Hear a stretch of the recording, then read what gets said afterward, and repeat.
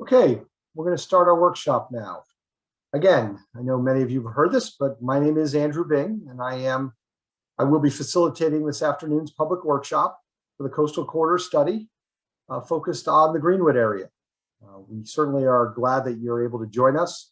We're looking forward to sharing information with you, and even more important than that, hearing back from you all and getting some good feedback and any questions that you might have. This is the second of 5 workshops that we're going to be doing for this study. We did hold our first one last night for the Ellendale area, and now we're doing Greenwood, and we have the other 3 that Jeff Rigner, who I will introduce in a little bit, will go over. If we could go to our first slide.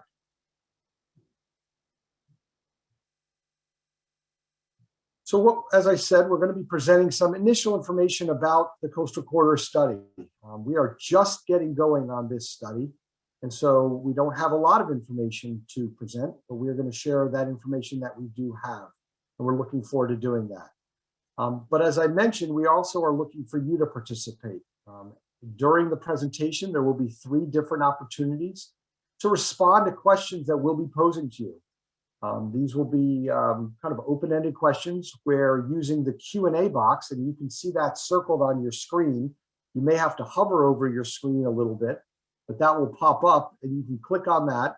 And when we ask you to, we would love for you to provide us some responses, some feedback to a couple of questions that we're going to pose to you. At the end of our presentation, we are going to have a live question and answer session. So I will go over that in a little bit more detail at the end, but we're going to need you to raise your hand, and you can see that circled on the bottom of the screen. Just click that. That will indicate to me that you would like to ask a question, and I will come to you in the order in which I see the hands raised. And then I will unmute you, and you'll come on and ask your question. Actually, I think we do have some people on by phone. So when we do get to this part, you will hit *9, and that will raise your hand if you're on the phone. So *9. And again, I'll go over all this again at the end when we get there. Next slide, please.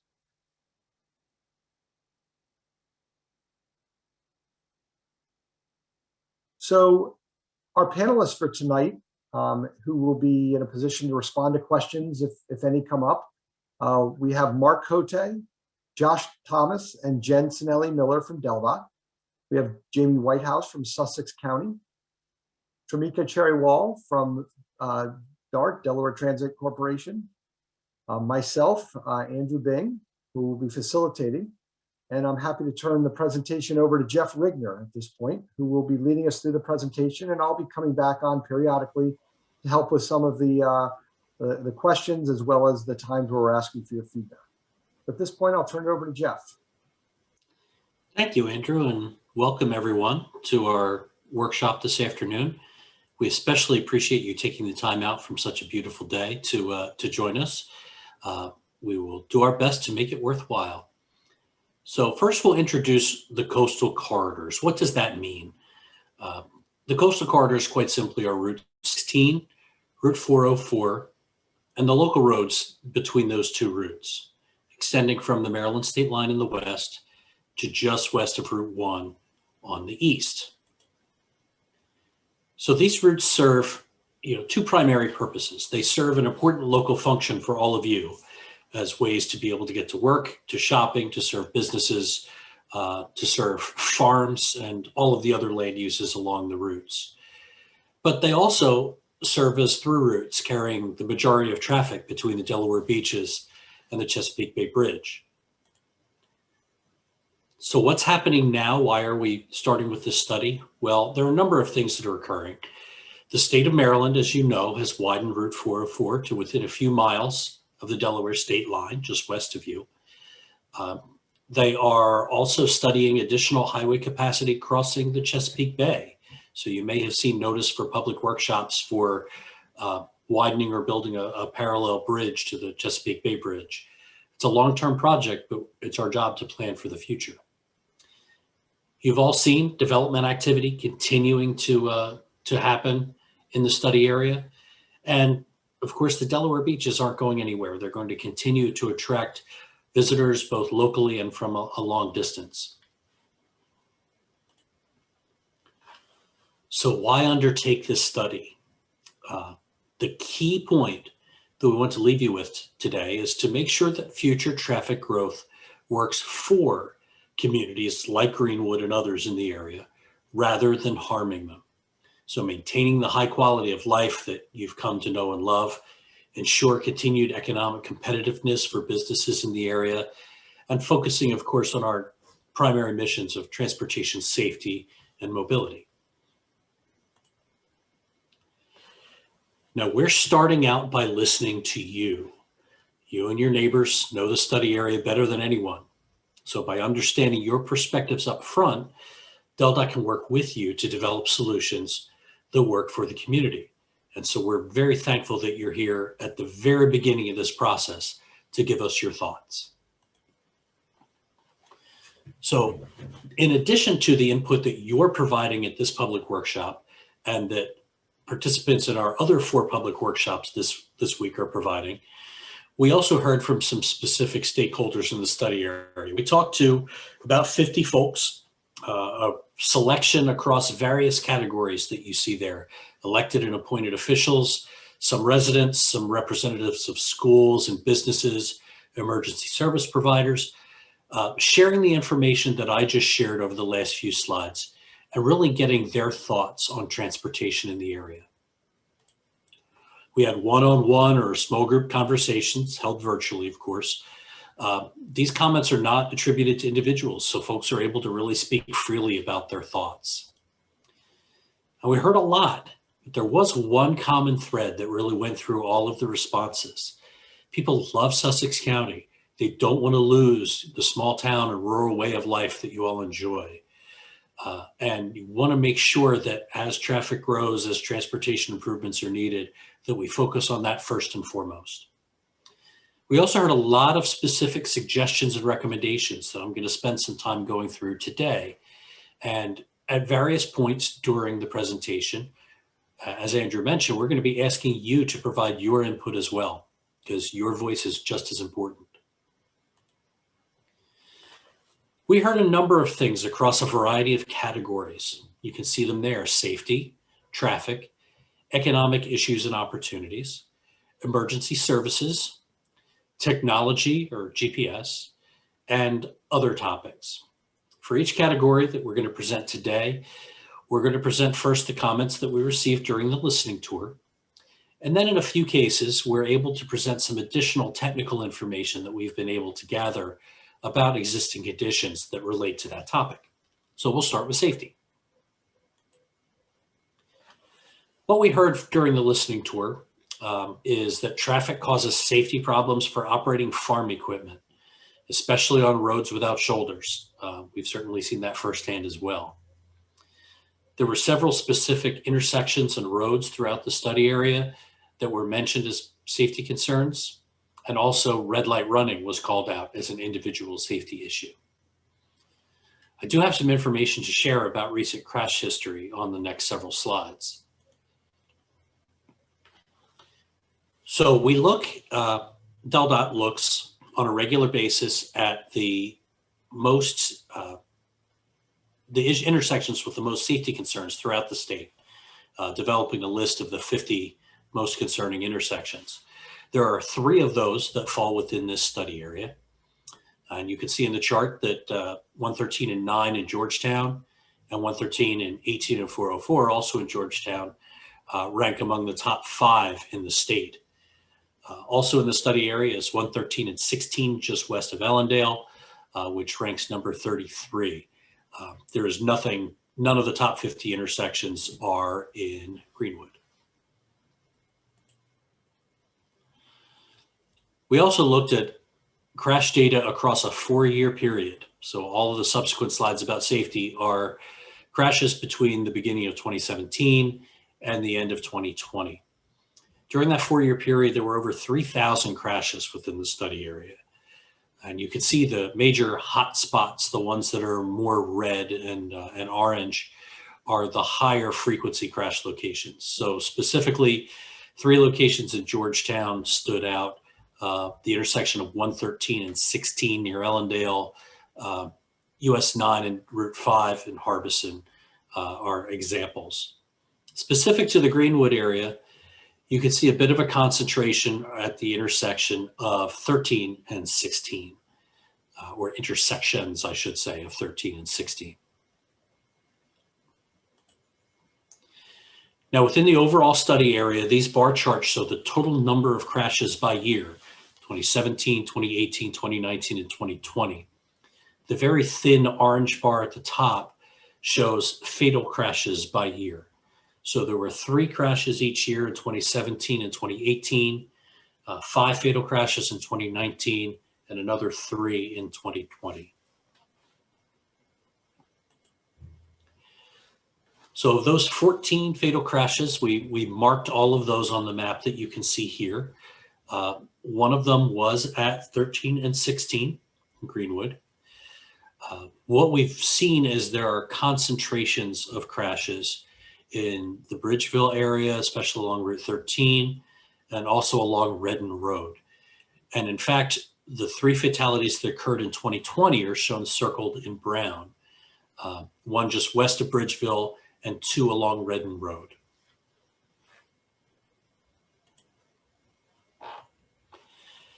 We also looked at crashes related to pedestrians and cyclists. There were 14 of those in the study period. Actually, there was one not actually in Greenwood, but just to the south along 13. 3 of those 14 crashes resulted in a pedestrian fatality. And you can see there's another concentration in the Georgetown area as well. We also looked at the types of crashes throughout the study area, and there are certain things that stood out. Most of them fell into one of 2 categories, either front to rear crashes or rear end crashes, or crashes that involved only one vehicle. In other words, that vehicle ran off the road and hit a fixed object or potentially hit an animal. So we looked at those 2 specific crash types in a little more detail. In terms of those 500 and more crashes with vehicles running off the road and hitting a fixed object, Route 30, further east in the study area, there's an S-bend a little bit to the southwest of Milton, and there are 25 of them along a 1.25 mile section in that area.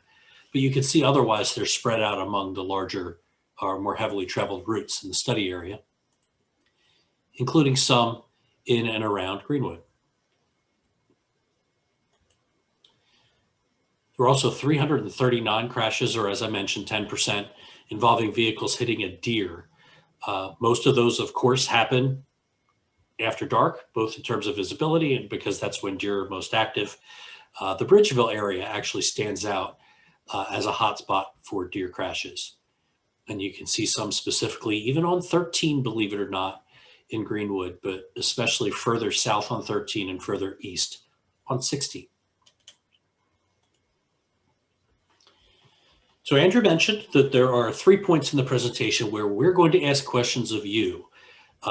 We want to hear from you, just like we heard from the folks on the listening tour, about what your concerns are for transportation in the study area. And let's start with safety first.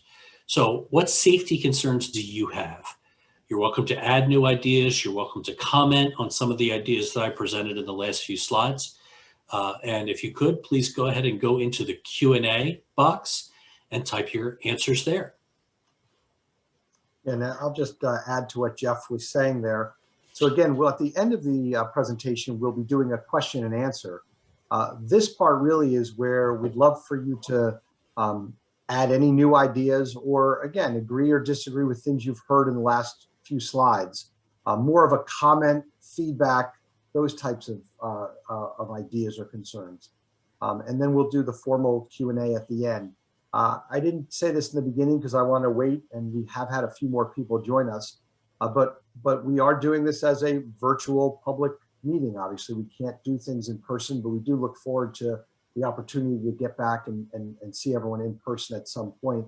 Everyone is on mute, and we will do the question and answer at the, I should say that, yeah, the Q&A at the end live. So I will bring you off of mute to do that, and we're looking forward to that. So we'll give you another couple seconds here to, if there is any, again, any additional concerns that you want to share with us related to safety, or any new ideas, or you want to agree or disagree with anything. So, and again, even when we continue with the presentation, feel free to continue to do that. So Jeff, I'm going to turn it back over to you and continue with the presentation. Thank you. Yeah, we will keep a record of all of the comments that you provide in that Q&A box to add to the list that we've heard from the listening tour and from the other 4 public workshops, so that we have a really good understanding of what the public is thinking. So thank you for any input you can provide. Next, we'll talk about traffic. Everyone likes to talk about traffic issues, of course, and we have 2 slides of issues that we heard about from our listening tour. We heard that to avoid congestion, drivers are using secondary roads that aren't designed for that level of traffic. They're designed to handle local traffic rather than through traffic. We also heard that service workers, many of whom work in the eastern part of the county near the beach, live to the west because housing is more affordable. So they travel on east-west roads to get to their jobs. That means that congestion is no longer just the usual weekend issue. It's actually all the time. And we have found some data that bears that out that I'll share in a moment. We also heard that improving the east-west roads without fixing the existing bottleneck on Route 1 will only result in feeding more traffic into the existing backup. That's absolutely true, and DelDOT and the county have significant efforts going on along the Route 1 corridor to address just that issue. Like with safety, folks mentioned several specific locations that had concerns about traffic. One of them is the multi-leg complex intersection of Cave Neck, Hudson, and Sweetbriar Roads near Milton. We also heard 3 specific comments about Route 16 at Route 30, at Route 5, and at Route 1. We heard a comment that there's a need for an east-west route that doesn't go through downtown Georgetown. That actually, we also got another comment that kind of conflicts with that I'll mention later. And we will listen to every single comment and record it and make sure that we can address them as best we can. There's also a more general need that was expressed to address truck traffic in the towns. So again, we've done some initial analysis just to show you what some existing conditions are. The first is average annual daily traffic. So about how many vehicles on average travel the roads in the study area on a given day. And you can see the busiest routes are routes 13 and 113. They each carry more than 20,000 cars a day in the study area. For those who may not have heard, there have been significant improvement proposals presented in the past for 13 and 1, especially 113. So that's why we're focusing on east-west routes as part of this study. And you can see, although the volumes east-west are a bit smaller, they are significant. So most parts of 404, 18, and then as you head east on Route 9 are between 10 and 20,000 cars a day. And significant parts of 16 and 5 are up to 10,000 cars a day. So pretty significant traffic, and it's likely to continue to grow in the future. We also looked at level of service, which is how a traffic signal operates or how much delay is experienced by drivers at a traffic signal. We do have some limited data here because 2020, in being a year unlike any other for all of us, was definitely a year unlike any other in terms of traffic patterns. And they still haven't returned to normal after the onset of the pandemic a year ago. So we were reliant on counts that had already been taken prior to the pandemic beginning, which are the dots that you see on the map here. So you'll see some intersections throughout the study area that don't have a dot. It means we don't yet have data, and we're hoping to be able to collect that this year as traffic begins to return to normal. But of all the intersections that are shown there, we looked at their level of service, which is rated from A through F. A is best, F is worst. And generally speaking, D is the minimum acceptable level of service in most parts of Delaware.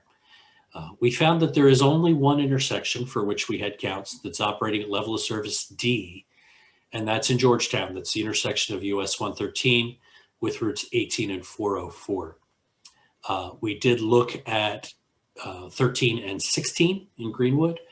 That did not meet that level of service D threshold, so it functions better than the level of service D.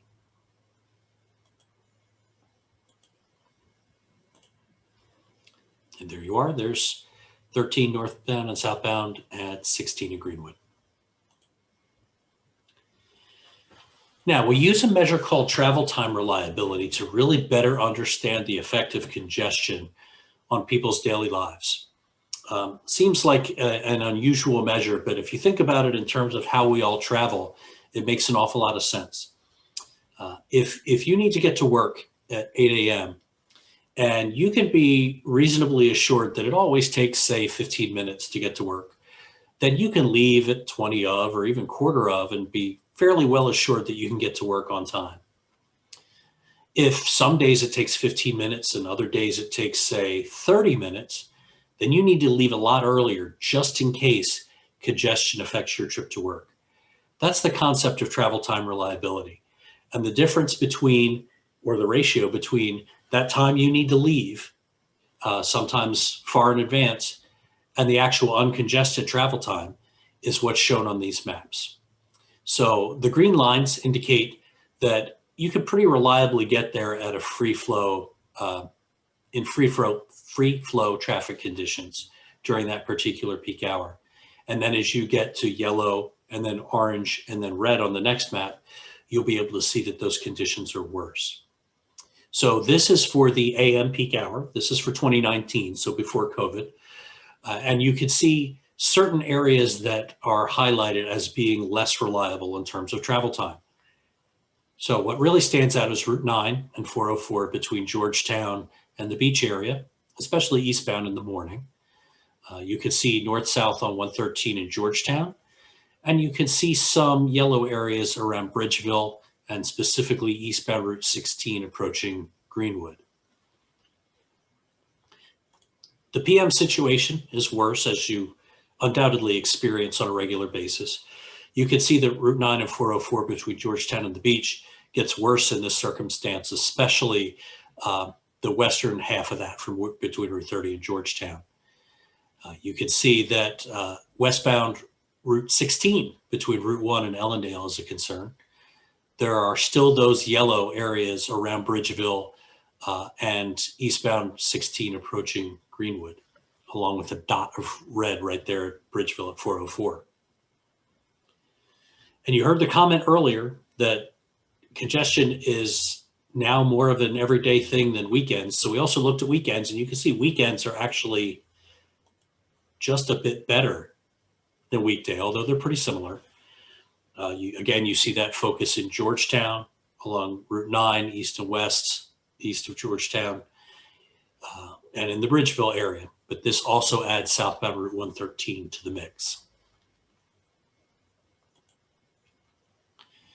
So this is our second of three questions for you. So if you can go to the Q&A box and let us know what traffic concerns you have in the study area. As before, feel free to add new ideas or comment on some of the things that I've mentioned in the last few slides.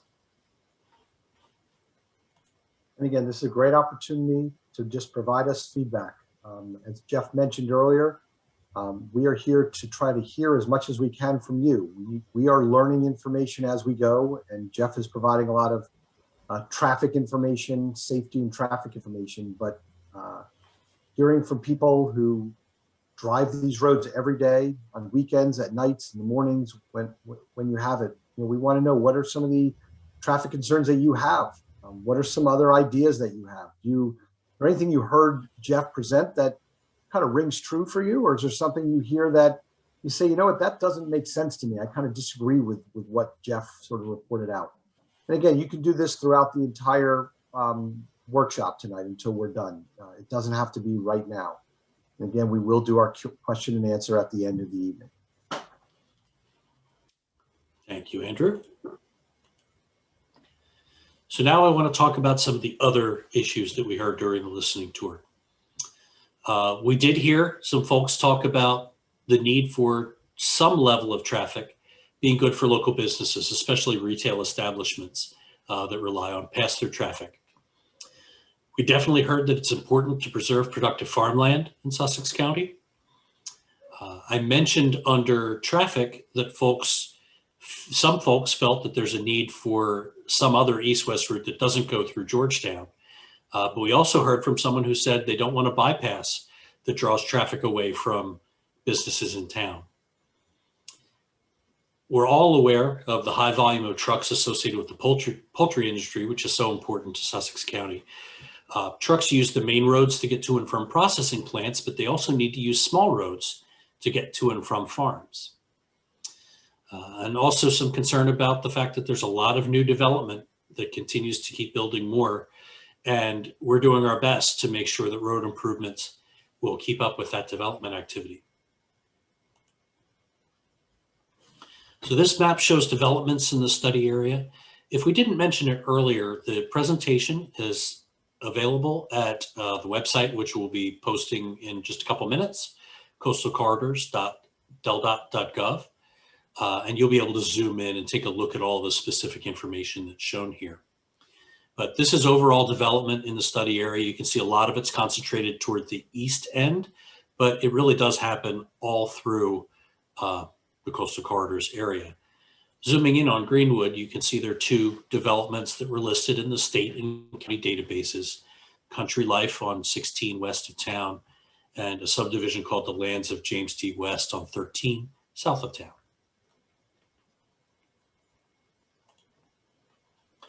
We also heard from folks about emergency services, both folks in general and the emergency services folks that we met with. We heard that there's a need for a significant evacuation route that can quickly get large numbers of people away from the beach in the event of an emergency.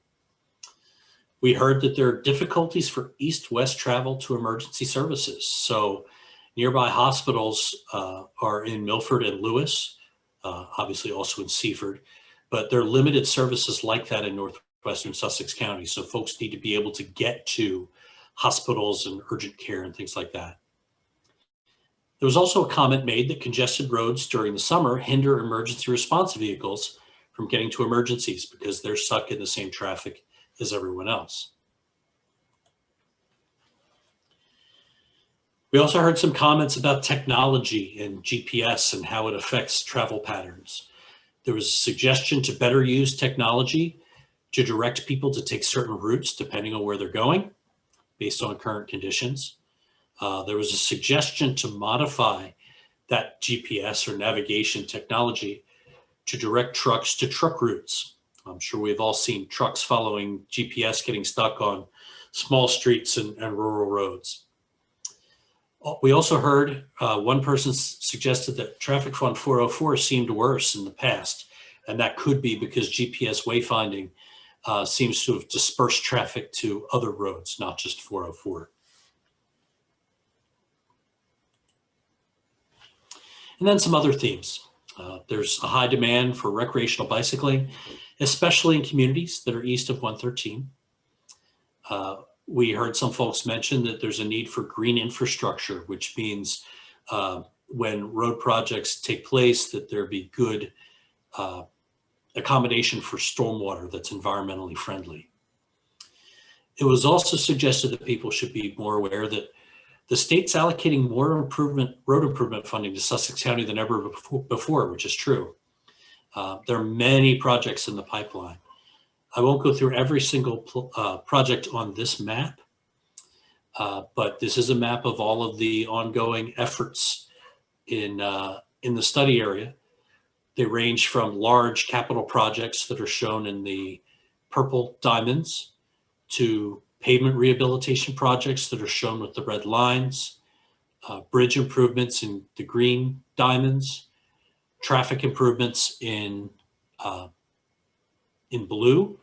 And although there's nothing specific to Greenwood, one of them that's nearby is further south on 13 near Bridgeville, which is an extended left turn lane going from 13 onto Redden Road, as well as some trail projects. So there's a lot happening in the study area. We also heard, and I deliberately left this for last, is that it's important that the public be involved in conversations about how to plan for future traffic growth.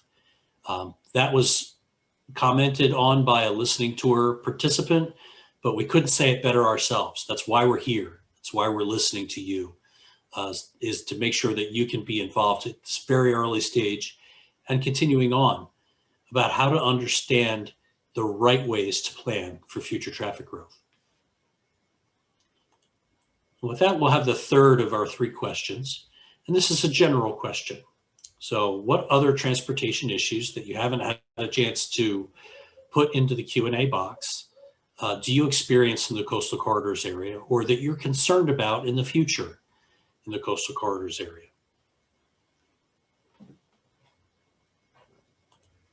So again, we'll give you a minute or so just to think about that. Jeff focused on safety. He focused on traffic congestion issues. Are there any other issues focused on transportation that you would like to let us know about? It's a great opportunity to do that. And we've already seen that in the Q&A, that people have put some things in there as well. Again, throughout the rest of this workshop, feel free to offer any suggestions related to this study into that Q&A box, and we will capture that as feedback for us as we go forward. And pretty soon we're going to get to the Q&A where you can ask questions.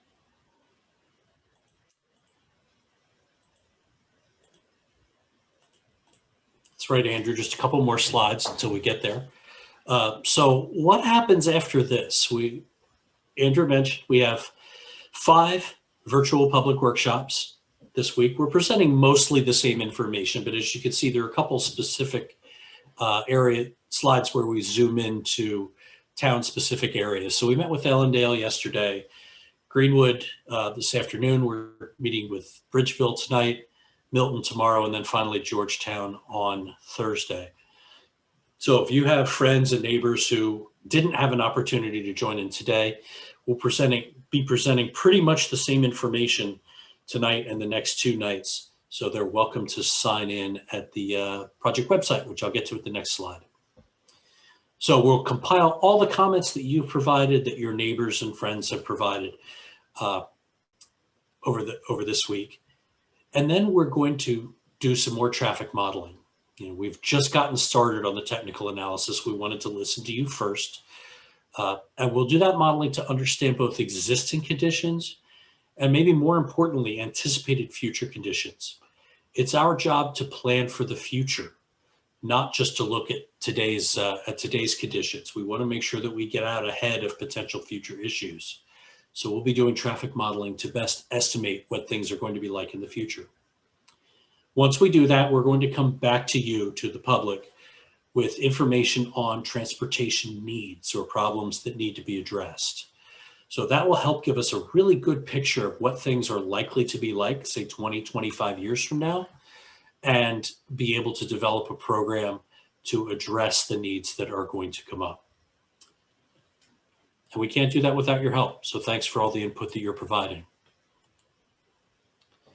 So before we go to the opportunity to answer your questions, wanted to share with you where you can find out more. The project's website is coastalcorridors.deldot.gov.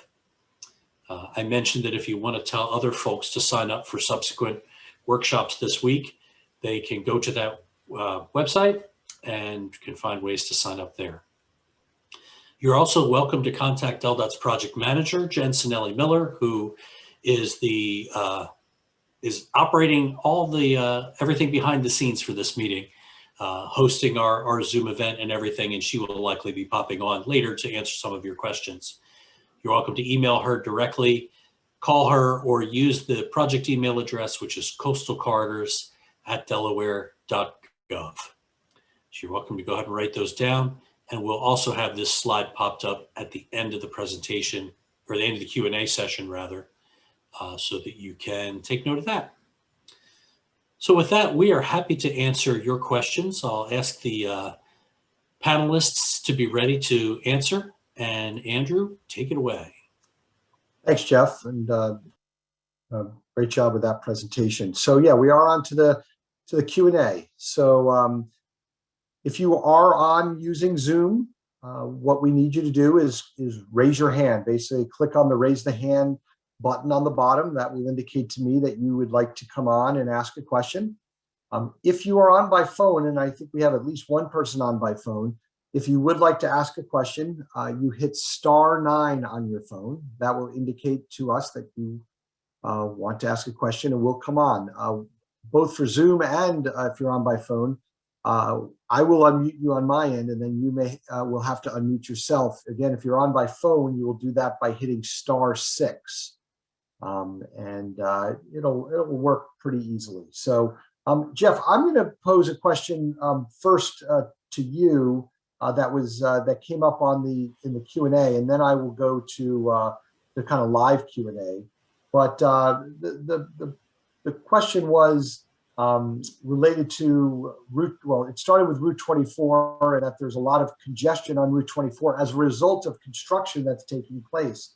And the question was, will the improvements in coastal corridor create a traffic problem for the next 10 years? And so I'm going to kind of add to that question by saying, I know you mentioned this at the beginning, but just for everyone on, just kind of talk about the difference between a study and a project, and kind of where we are versus maybe where some of those projects are along Route 24.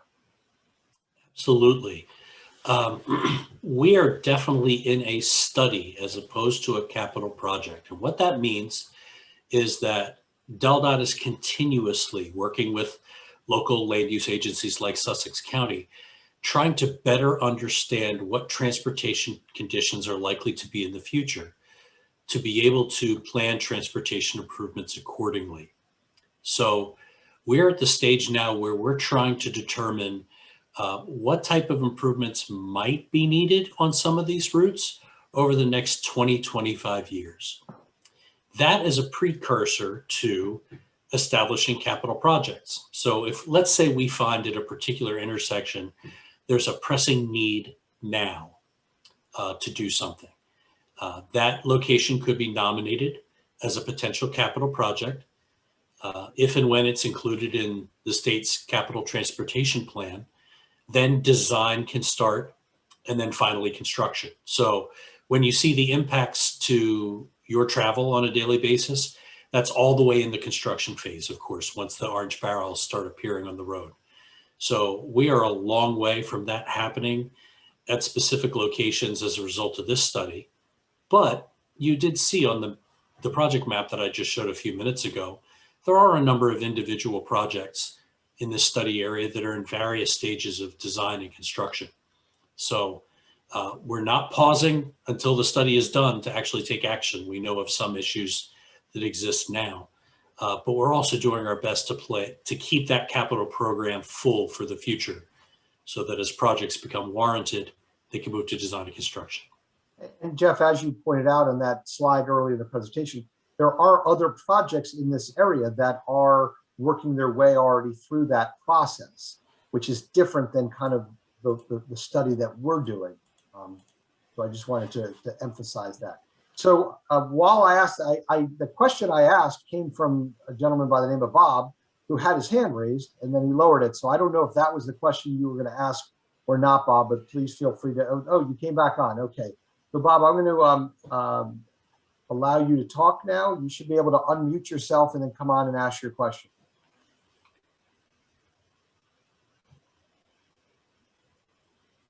Bob, are you there? Do you see a way to, there should be a notification asking you to unmute yourself. Do you see that? I'm unmuted now, right? Yes, you are. Yes, we can hear you. Go ahead and ask your question. Yeah, by the way, this is a fantastic presentation as always. So no, as far as I can tell, I may not be able to see others' questions, but I asked 6 questions and they were the only questions sent to you electronically via your thing. So I don't want to monopolize, but you can answer any or all of those if you think they're relevant. I do see that you've got the connection between the east-west corridors and the north-south corridors. And I didn't appreciate until this presentation all of the north-south improvements that you're already planning. And lately, out towards 5 Points, there's been a lot of grumbling that there wasn't enough work being done by DelDOT, when nothing could be further from the truth. And this presentation really helps show that, and actually getting the word out about all the work that DelDOT is doing in Sussex County is a great idea. And I know that you've been doing it under Jennifer Cohan, and you're going to continue to do it under the new administration. So keep up the great work. But thank you very much for this. And so you got my questions that I sent you. So I'm going to stop now so others can ask questions. Okay, great. Thanks, Bob. And yes, we are getting other feedback from other individuals. The way it's set up is you'll only kind of see those questions or comments that you make, but others are sending information in. I am going to now go to Keith Steck to come on. I'm allowing you to talk, Keith. If you just need to unmute yourself and then come on and ask your question.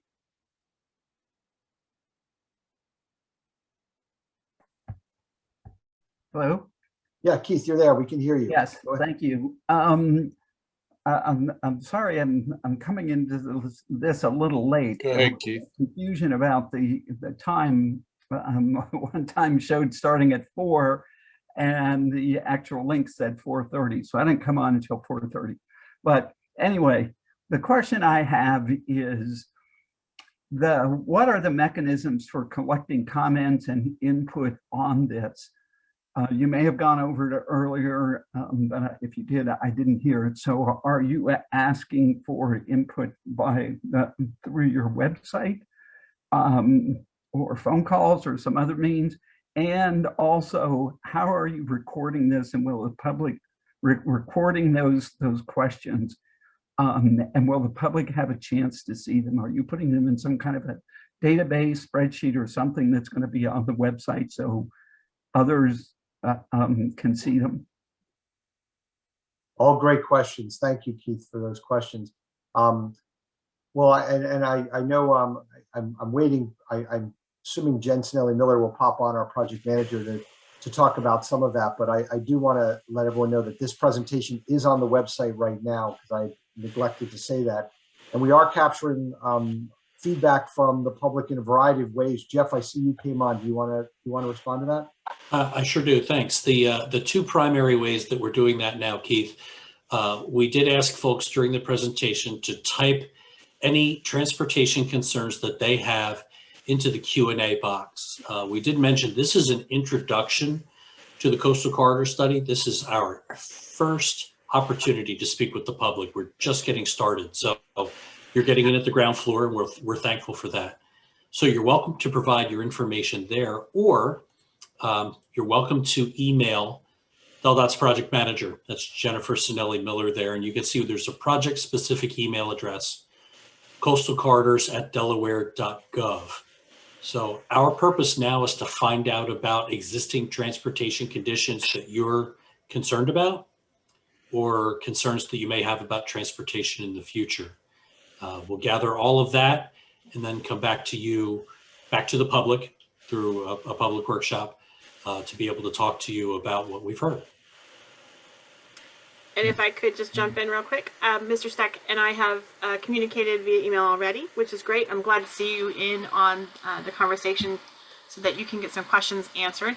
I am working with our IT team to make sure everything is available under each meeting that's listed on the website. So while this is being recorded, the video will be posted and the questions will be provided to the public as well. So yes, everything we are doing is going to be open and up on the website as soon as we can get our IT team to get it up there. So thanks for being here. Thank you. So I don't have any more hands raised at this time. So I do encourage all of the attendees, if you do have a question that you'd like to ask us, please just raise your hand or hit the *9 button on your phone if you are on by phone. Although it looks like the one person we had on by phone has dropped off. So I'm going to go to just a question that's tangentially related to our study, but I think it helps. And Jeff or Mark Cote, I might ask you to respond. But it's talking about why the focus of this study on east-west versus the north-south routes. Obviously, we have SR1 and 113 and 13, and the question was talking about, what are we going to do if, as those north-south routes get more congested. Jeff had mentioned in his presentation that there are other projects to address the north-south issues, such as along 113. But maybe you could just talk a little bit about kind of how the north-south is being looked at, and then the east-west. Sure. So this is Mark Cote. I'm the Director of Planning for DelDOT. And so, Andrew, as you mentioned, we do have a north-south study that has been done for the last, decade. We had been working on it. So many of the projects that you see in our presentation along 113 came out of that north-south study. And so we felt it was time to investigate, east-west corridors. 404 has been dualized in Maryland, and we want to start planning for how some of that traffic continues to filter through Delaware to our beaches. So that's the impetus for our corridor study here. I know one of the questions that was raised in the Q&A was, 16 is a pretty good route, but there's backups at 13 and 113. And I did want to say that there is a grade separated intersection, which is also known as a GSI, which is basically just a standard interchange, which is more familiar language to the public. But we have a project at 113 and 16, which will grade separate it, and we will be going to a workshop sometime this summer to further communicate the plans for that project. Okay, great. Thanks, Mark. And again, I don't see any other hands raised at this time, which is not a bad thing. I mean, obviously, we're here. This is a great opportunity to ask questions about our study, about traffic, about safety, about different roads in and around the area. So we certainly encourage you to take advantage of that. And actually, Mr. Steck looks like has another question. So I have unmuted you. You just have to follow that same process you did last time and unmute yourself. Can you hear me? Yes, I can. Go ahead. Thank you. My question has to do with the overall time frame for this. Again, you may have covered it earlier, but it seems to me that now is absolutely the time to start looking at these issues. Milton area, for example, I live over by Milton. And we are literally on the cusp of projects starting any day now, and there are some between us and Ellendale that have already taken place, and I'm assuming there are some across 16 going over through the Greenwood area, etc. So my question is, what are you doing to address these projects that are literally being planned as we speak, so that you have room to expand, to put restrictions on not building too close to the existing Route 16, but keeping them 50 to 100 feet out for future expansion, including utilities? Great question, Mr. Steck. And I'm going to turn it over to Mark Cote, the Director of Planning for DelDOT, to respond. So we work with the county, and I saw Jamie come on too, so he can maybe also address this. But as we work with developments as they come through our agency for review, we make sure that there is a certain amount of right-of-way that is dedicated to help address those concerns. So along 16, which is a major collector, we make sure developers dedicate 40 feet from the center in right-of-way, plus an additional 15 foot for a permanent easement. So that makes sure that at least 55 feet from the center, the state will have right-of-way to help expand highways. And I'll let Jamie further elaborate on setbacks and other issues. Jamie Whitesdale, Sussex County Planning and Zoning. The county receives applications for site plans, and we receive conditional uses for, and these are land use applications that we receive and process for buildings and structures relative to the road street line, the right of way line. The setbacks are determined by the zoning district, but studies such as this study can impact on future potential change in relation to setbacks. So setbacks are numerical setbacks. They can be 40 feet, they can be 30 feet. From a numbered road, they're usually 40 feet in the AR1 agricultural residential zoning districts. But these types of studies can influence whether long-term change is needed. And maybe as a result of this study, we identify a need to revisit setbacks, or perhaps we revisit whether parking spaces can be permitted within front yard setbacks. And these studies are very useful in identifying the need or not for future potential change to zoning code matters. So, thank you. Good question. And if I could just add, our team in planning also works with municipalities in long-range transportation planning, and kind of preparing the towns and taking their vision of what they want their town to be, and how they are going to be able to manage their transportation network within the municipality as well. So we all work together, and it's a wonderful planning opportunity. Great. Right now, I don't see any other hands raised. I'm going to go to one other question, and I don't mean to put him on the spot. I'm going to read Chase Phillips' question. And Mr. Phillips, if you wanted to come on, I'm a little confused at the end of your question, so you might be able to clarify it, but I don't want to make you do that. So I'll only do that if you end up raising your hand. But the question is, I have ideas regarding two-lane roads during peak travel time. Two-lane roads often do not provide opportunity for faster vehicles to pass slower vehicles, unlike 113 or 13. This could create clusters of long lines of vehicles. And Mr. Phillips, this is where I'm a little confused on the question. You continue and say, in this situation, how can roadways be improved to provide better ways for vehicles to gauge how far or how close one vehicle is following another? Any thoughts?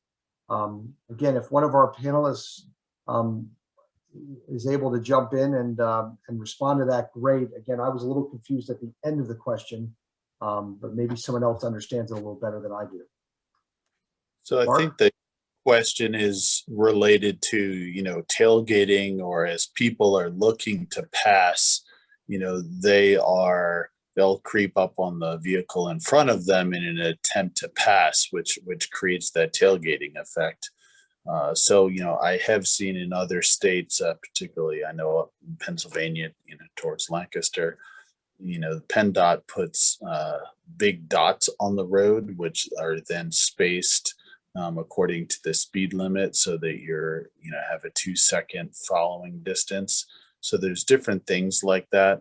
Sometimes I know when I'm driving, mostly at night, and I see one of those types of objects, though I think it's an actual object in the road, because I'm not expecting a big white dot in the road. But there may be ways of looking at that. It could be markers on the side of the road or something like that. So I'd be interested in your feedback if you do have ideas on how to improve that situation. Great. Thanks, Mark. Okay, well, we certainly appreciate you all joining us. And, Mr. Steck, I do apologize. I'm not sure what indicated that this was starting at 4:30. We'll definitely take a look at that. But I do want to let you know that we are having another workshop tonight for the I believe it's Bridgeville. I'm having a momentary lapse, but you can join any of our workshops, whether it's the one tonight that starts at 6:30 and goes to 7:30, or the one we're having tomorrow in Milton, again 6:30 to 7:30, or the one we're doing for Georgetown on Thursday from 6:30 to 7:30. So if you would like to join again, please feel free to do that. Jeff and Jen, I saw you come on, so feel free to close us out. I was just going to say, and if he's not able to join any of our other sessions, that, I did confirm our IT department has the project, the presentation up underneath each meeting that has been held thus far. And I believe they also have it up for the Bridgeville meeting. So you're welcome to take a look at that, Mr. Stack. If you have any questions, feel free to give me a call, shoot me an email. And anyone else who's on this presentation as well, anything you want to send us, please feel free. We're ready to listen and hear some of the ideas going forward. Thank you all so much for being here. And Jeff, I don't know if you want to close this out. Sure. I think Jen said it all. And again, thank you to everyone who participated. Please don't hesitate to visit the website. Reach out to Jen. As you could tell, she is very approachable and anxious to help. Very glad that she is in charge of this effort. And we look forward to seeing you at future meetings for Coastal Corridors. So thank you and have a great rest of your day.